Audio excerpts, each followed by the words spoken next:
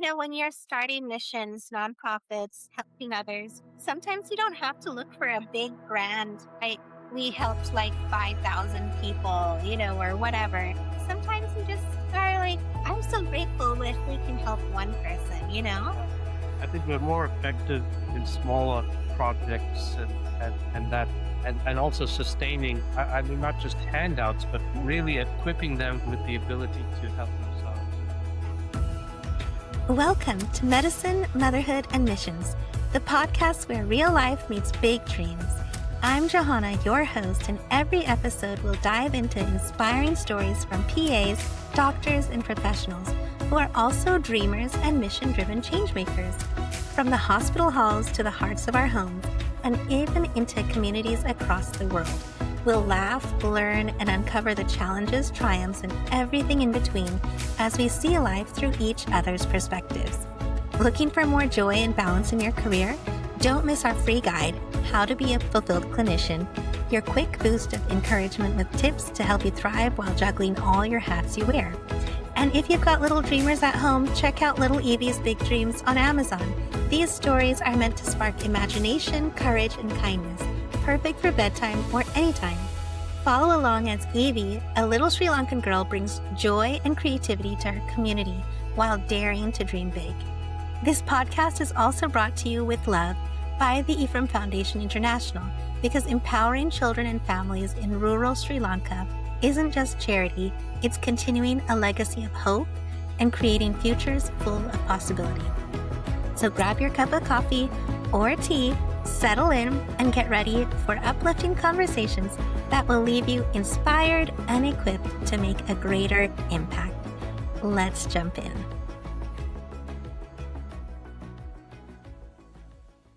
Welcome back to Medicine, Motherhood, and Missions.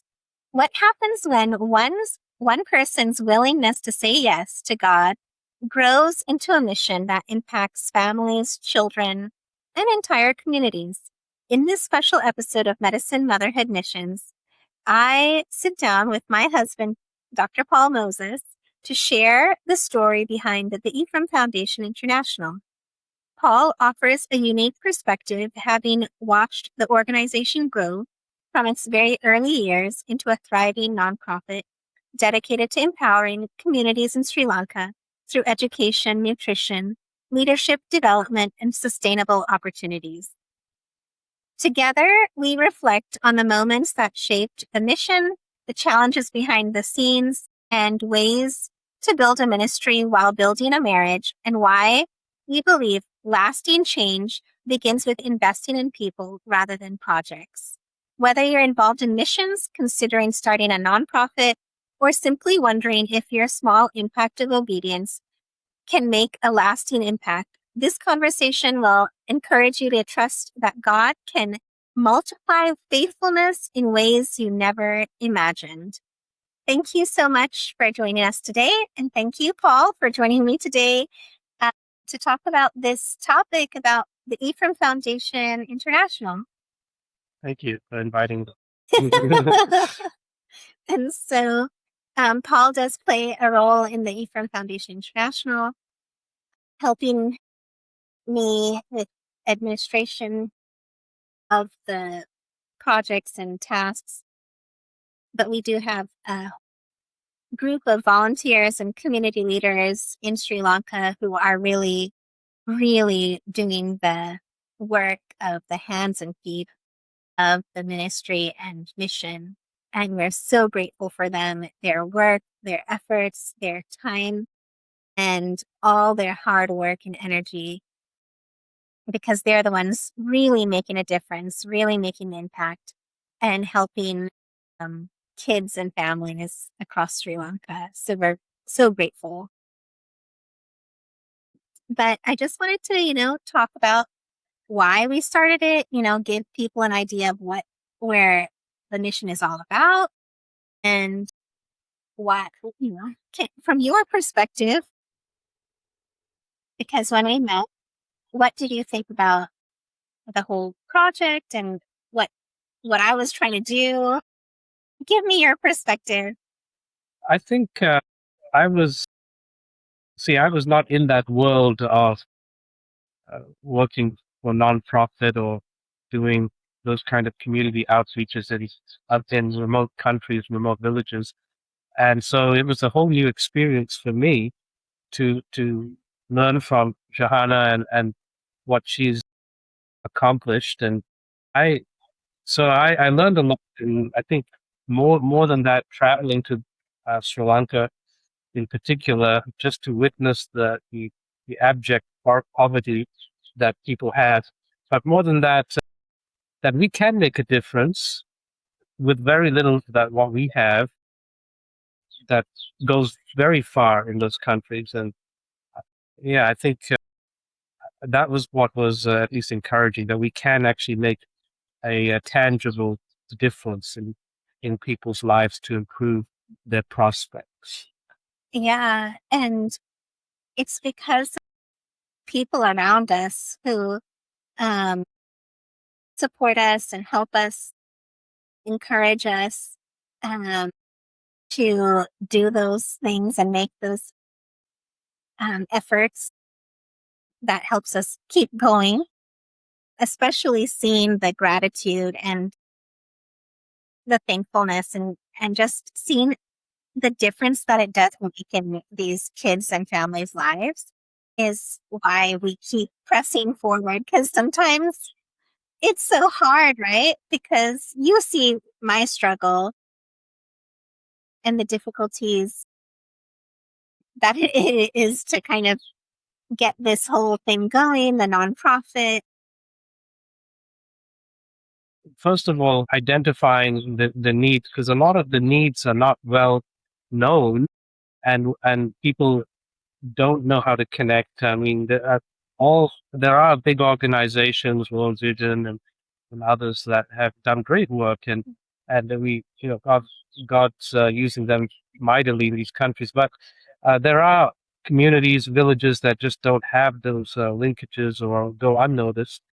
That we try to, in our limited way, at least connect and bring to light what the needs are. Not These are not selected people that we know, Yeah. or they are made known to us through connections what their needs are. So I think that's where we hope to make an impact, where people are not aware of these needs. Yeah, exactly. I think the key thing here is, identifying the needs, identifying what problem we want to solve, knowing what sustainable options there are to solve the problem, and not overwhelm ourselves with trying to solve all the problems, because there are a lot of needs. And if you try to identify all of them, you can overwhelm yourself so quickly.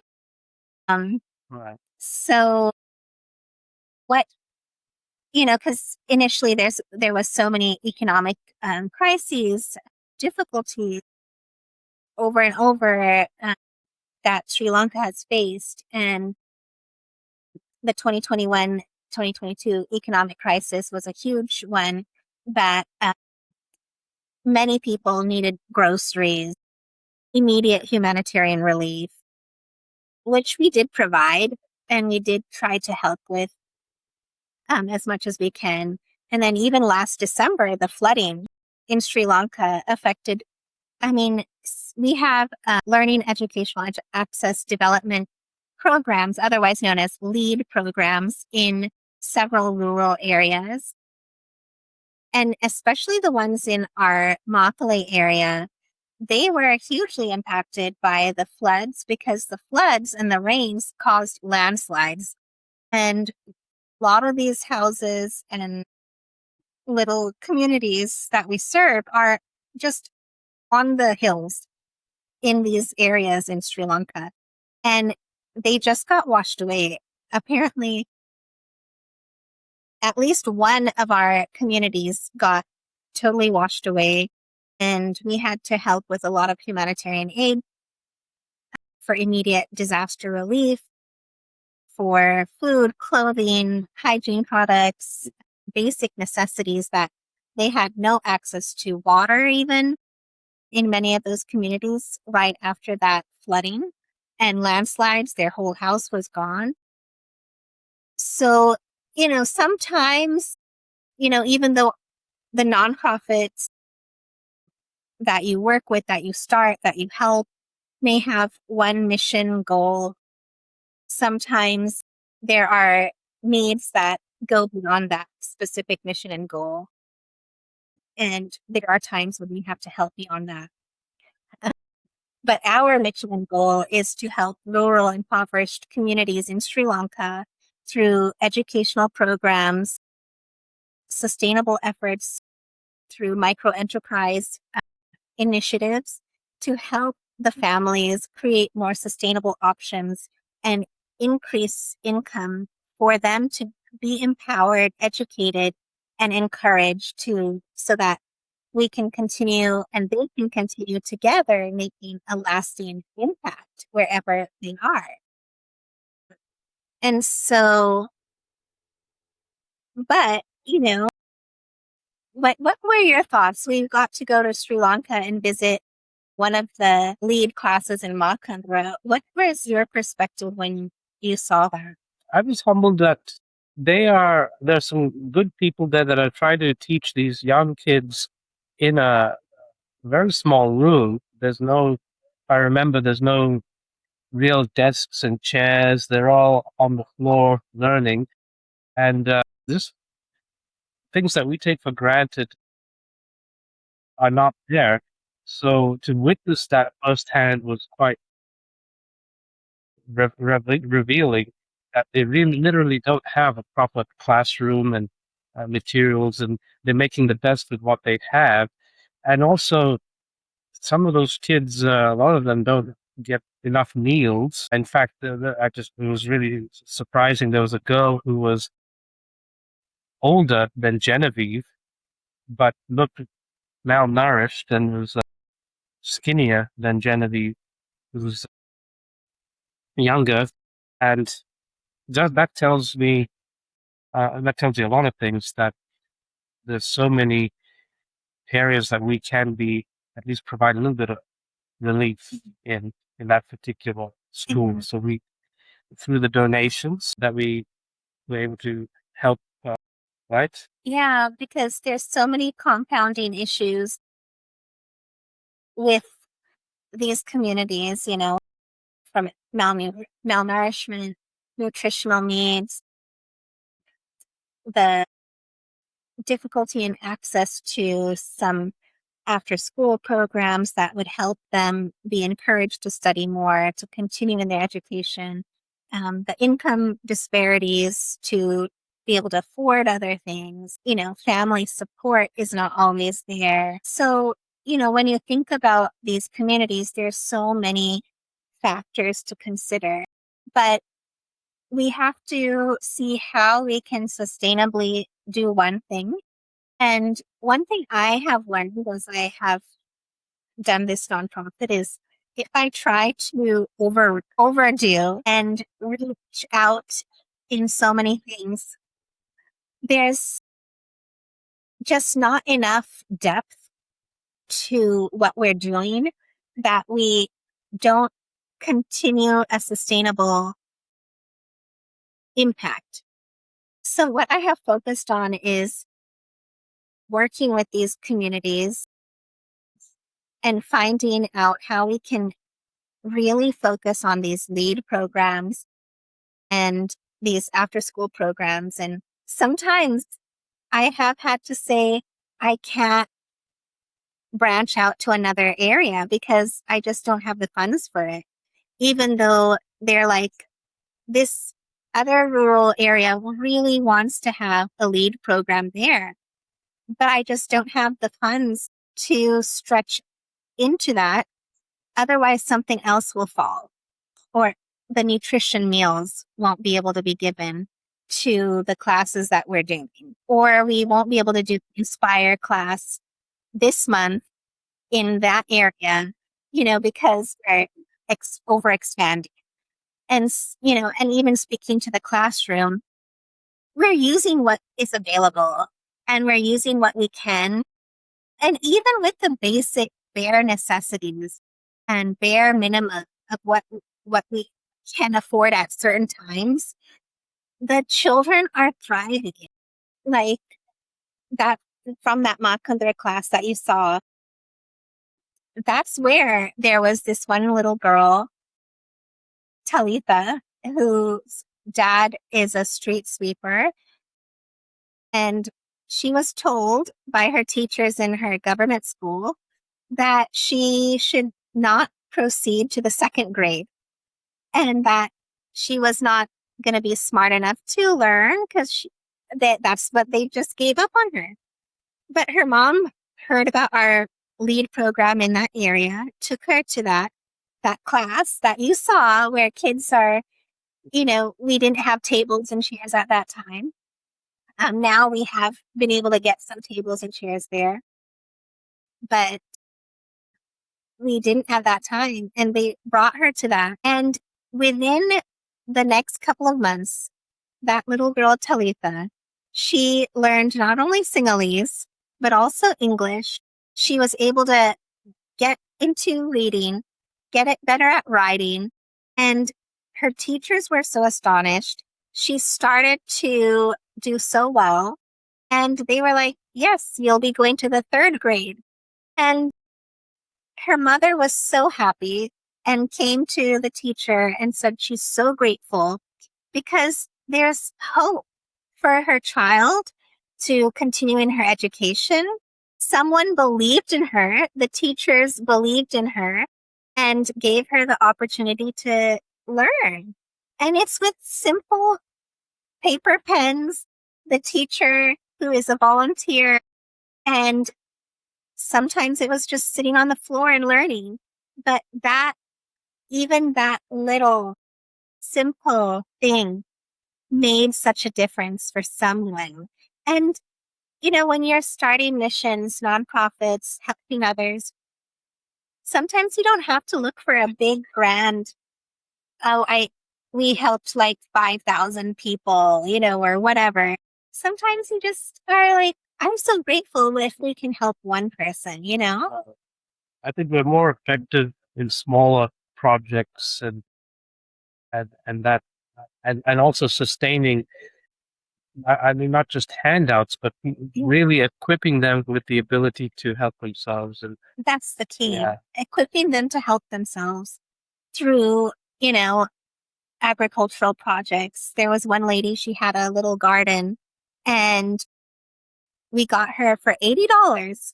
We were able to provide within that $80 the hoses that she needed, about 80 different types of seeds for vegetables and plants and seedlings, and watering cans and different soils and fertilizers that she needed for the cultivation. Within the next harvest season, she showed pictures and videos of so many beans and crops that she was able to grow and sell them in her market, which helped her then continue this income for herself and her family. And she was so grateful. And that was just with $80 that lasted her for season after season, and that started her ability to continue that agricultural farm.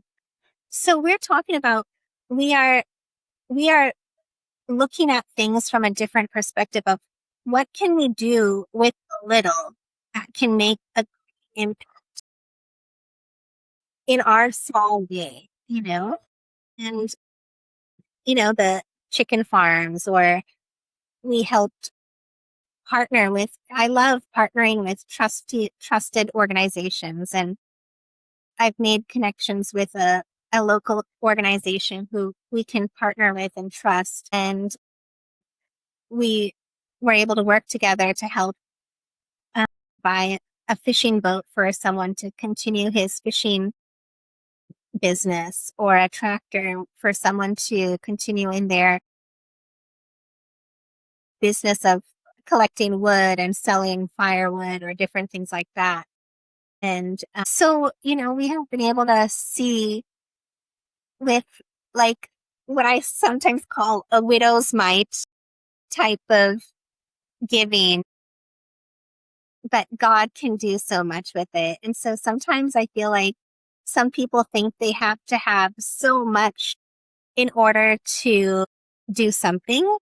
But with what little you have in your hands, God can bless it and do so much with it.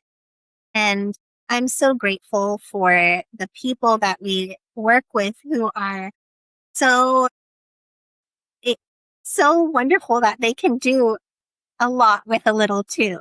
You know, they make use of volunteers and our teachers for the Inspire programs for the kids. We do a social emotional learning activity all day class on once a month in each of our different village locations. And they learn social emotional intelligence, character development, leadership development. And through these fun activities, like this last month, they learned about a compass and how to use a compass and what is their compass in life. You know, how do we use wise counsel? And, and how do we find that wise counsel to make the right decisions in life, you know? And so these it's a fun day for the kids, and the teachers are so faithful in how they teach and what they go in. They do a lot on their own heart. That's nothing for them. They want the best for their kids. They care so much for others that they're willing to do so much and not ask for anything in return. And those are the people we get behind and we partner with and work with, and together we can be a blessing to each other and these communities. And I'm so grateful. It's not about us, and the only reason why we share and talk about the Ephraim Foundation International is because we can't do it alone.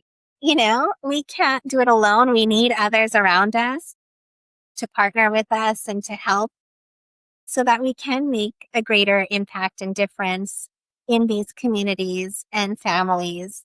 And it's amazing because some of the teacher who are doing the Inspire program, another of our partner organizations was saying, we have a couple of villages that have kids that really would benefit from these types of lessons.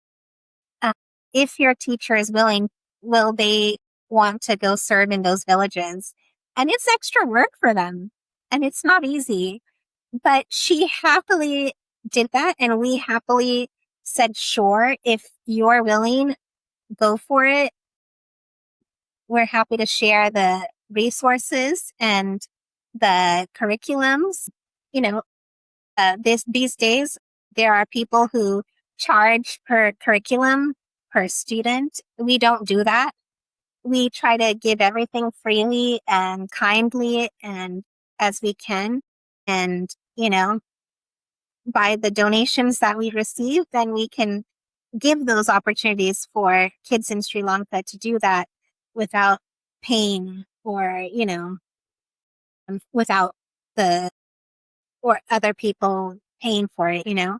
And so we just want to make things available so that these kids can have an opportunity to be encouraged in their futures, an opportunity to grow and succeed, because we all deserve that one opportunity in our life.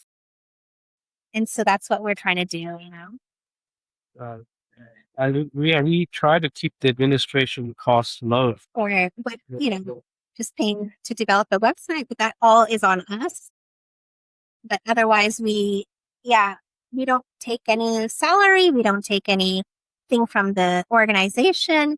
Everything is given and everything is donated.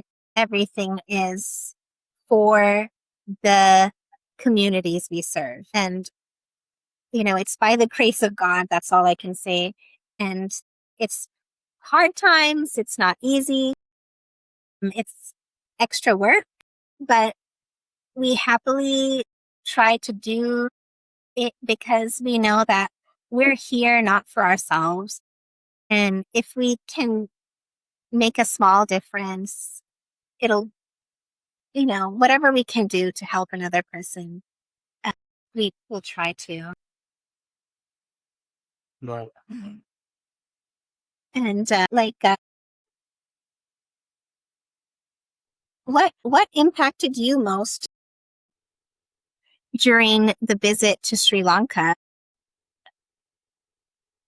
I think many things, or most, I'm meeting so many people that really care about, like, for example, when I went through my problems health-wise, there's so many people genuinely praying for me, and I'm very grateful for them, and just the genuine giving heart of people there, and that, they were very supportive of us through prayers, and also just seeing the many great works that they're doing in their churches and communities to help people who are less fortunate and with very little resources and making the most of very little resources.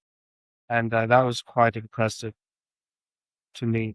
And that despite their lack of wealth or very limited resources, they still have They're so generous. so generous to everyone, to us when we visited. Yeah, because when we visited, Paul had just finished chemo about 6 months, less than 4 months prior was his last chemo. And then 6 weeks prior was a major surgery to remove the rest of his cancer. 6 weeks prior to our trip. And he was skin and bones, but that trip was something that re-energized us as a family. And we were able to see the communities we serve in Sri Lanka and see that generosity and kindness in their hearts and know that they had been praying for us. Yeah. And it was so amazing to see that. It put my problems perspective. I thought, despite the severity of what I went through, though that trip was a huge boost to me, and not just that I can actually do this, and there's hope for tomorrow. There's hope for tomorrow, and also that my problems are still inconsequential to what others have there, and what we can do to help them. So it put my problems out of my mind, and I'm very grateful for that. Yeah. At that time. Sometimes the ones we think we're serving, they're actually doing more service for our hearts, for our minds, and our lives than we may feel that we're doing for them, So I might take this opportunity to thank all of those people in Sri Lanka, all the pastors, all the family friends and people I really have not met before that prayed for me. They had never met you before, and they prayed for you. And they prayed for me there. And I'm so grateful to all of them and every one of their prayers. Yeah. And we are praying for you as well for your needs. Yeah. Just as you prayed for our needs. Yeah. And life may deal us with so many different cards and difficulties or struggles. But just like what we saw in Sri Lanka is that hope and that encouragement and that desire to do more with their lives. And that encourages us to do more with our lives. And so I'm so grateful for the opportunity to be a part of the Ephraim Foundation International.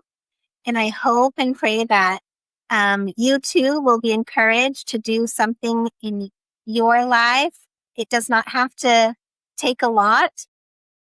And with just even a simple smile, a simple word of encouragement to someone, you can make a huge difference too. Thank you so much for the time, for listening in. And as we wrap up today's conversation, we hope one message stays with you. God doesn't ask us to have all the answers before we begin. He simply asks us to be faithful with what He's placed in our hands. Looking back, we're reminded that the Ephraim Foundation International didn't grow because of one person. It has grown through God's faithfulness and through the generosity, prayers, and partnership of people who chose to believe that every child deserves hope, opportunity, and the chance to flourish. Our vision has always been about more than meeting immediate needs. It's been about investing in the next generation through education, leadership, nutrition, and relationships that create that lasting change. Every child we meet reminds us that the potential is everywhere. All that's missing is opportunity. If today's episode encouraged you, we'd like you to be part of the work of the Ephraim Foundation International, whether through prayer, giving, or sharing our mission. We'd be honored to have you join us. Thank you for listening. Thank you for believing that one act of faith can create a ripple effect of hope. And remember, when we invest in people with love and purpose, we're investing in generations to come. Until next time, keep living your purpose, loving well, and sparking hope wherever God has placed you. Thank you so much.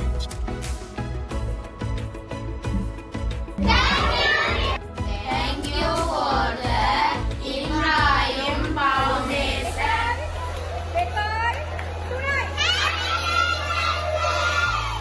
Thank you for the Ephraim Foundation. Thank you for joining us in this episode of Medicine, Motherhood, and Missions.